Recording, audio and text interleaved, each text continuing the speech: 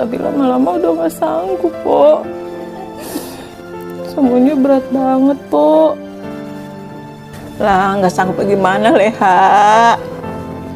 Ya, misalnya, Po, Ayah kalau pagi udah beres-beres, ngurusin bocah, siap-siap mau kerja.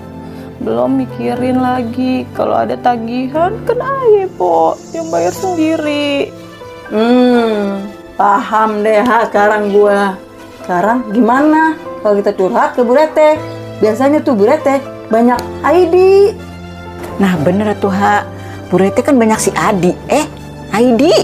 Nah, bener itu, Iya ya, Po. Makasih ya, Po.